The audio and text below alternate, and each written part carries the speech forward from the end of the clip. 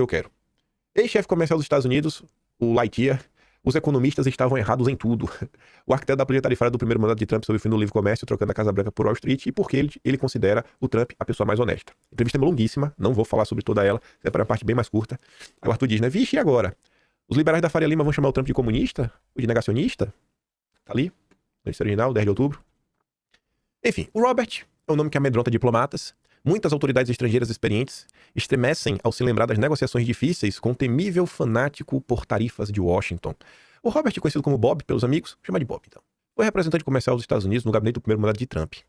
Com a bênção de seu chefe, o Bob incendiou a ordem comercial global, renegociando acordos comerciais com os Estados Unidos, atacando a China e a Europa, com tarifas altíssimas e criticando a OMC. Um político como Trump, com seu desejo de derrubar o sistema de coisas estabelecido, é uma espécie de presente para o Bob. Energético em seus quase 70 anos, ele continua sendo um proselitista contra o que vê como os males globais do livre comércio puro e simples. O diagnóstico do Bob sobre os problemas comerciais dos Estados Unidos é hoje quase parte do pensamento do establishment de Washington.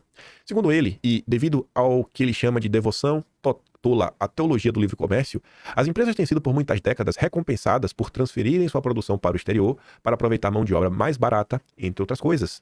Isso acelerou no início dos anos 2000, quando a China aderiu à OMC e se beneficiou do acesso ao mercado global. Os Estados Unidos agora compram e importam muito mais do que produzem, um fato que inquieta o Bob. Esse déficit comercial americano, afirma ele, nada mais é do que uma transferência de riqueza dos americanos para países estrangeiros. Ele declaradamente se dedica a melhorar as perspectivas de emprego de americanos sem diploma universitário. E critica duramente os executivos que transferiram seus empregos para a China apenas para ganhar mais dinheiro. Eu não perdoo nenhum deles. Não pode, não é que esse cara não tem um primo, não, brasileiro aí para ajudar.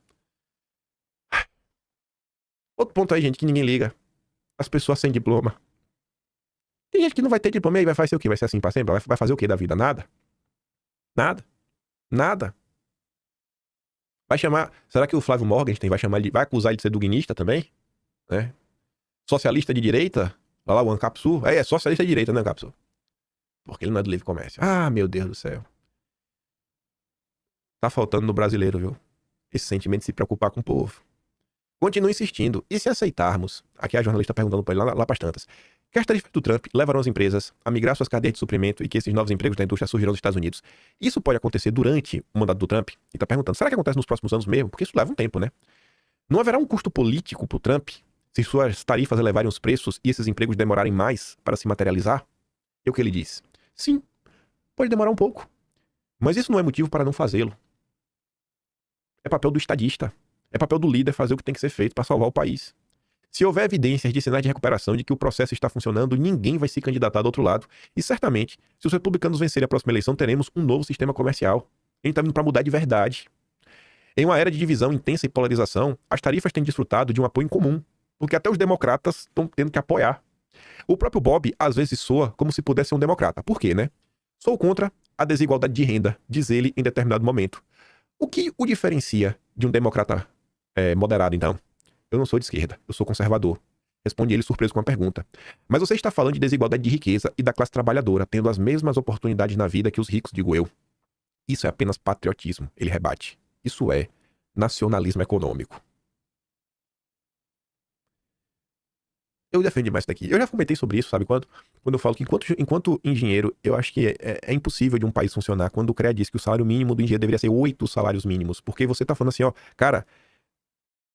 Hollywood deveria ser 8 salários mínimos. Porque você tá falando assim, ó, cara, eu estou criando na lei, na canetada, que você ganha 8 vezes o que o salário mínimo ganha. A economia, a conta não fecha no final do dia. Como é que a gente olha para os Estados Unidos, para a Austrália, para outros países e fala, olha, aquele país você é garçom e consegue sobreviver, consegue ter as coisas, consegue viver bem, ser faxineiro. Exatamente, porque as pessoas não ganham tão mais que as outras. Existe uma certa valorização. Só que quando você diz que o engenheiro recém-formado deveria ganhar 8 salários, quando o ministro do Supremo ganha 40, cara, a conta não fecha.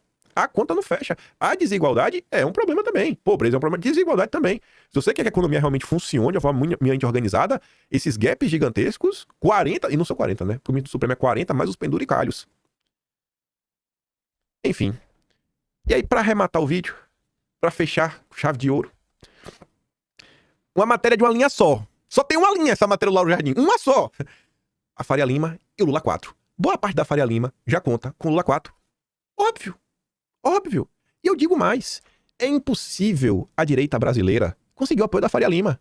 Por que é impossível? o Haddad conseguir apoio do bolsonarismo vestindo verde e amarelo. Tendo Bolsonaro e Haddad, 2018. Tu vai votar em Haddad só porque ele vestiu verde e amarelo? Ao longo de toda a história do PT, e inclusive agora, no presente momento, se tiver a chance da Faria Lima eleger alguém do PSDB, alguém com o Fernando Henrique Cardoso, tu acha que eles não vão chutar o Lula? A versão original sempre é melhor. A versão oficial sempre é melhor. Então assim, não vamos ver. Ninguém é bobo. Ninguém vai ser enganado. Então não tem essa chance. É zero. A chance do mercado apoiar a direita, realmente compromissada com o país, é zero. E a direita brasileira realmente tem que ter um pouco de maturidade nesse momento e entender isso. A direita tem que buscar é o povo. Que é quem realmente tem os votos. É o trabalhador. É a classe média urbana. Porque o pessoal do interior majoritariamente já vota na direita. Mas principalmente os trabalhadores das grandes cidades. Essa gente aí tá desolada. É o cara sem diploma, que muitas vezes pode ser de responsabilidade, mas também, se for responsabilidade ou não, tanto faz. Ele segue existindo, ele é um ser humano, ele é um brasileiro. É que a gente vai conseguir o apoio pra mudança que esse país precisa. Esquece a Faria Lima. Essa gente não tem nenhuma preocupação, não. E aí eu coloco ali, né? A foto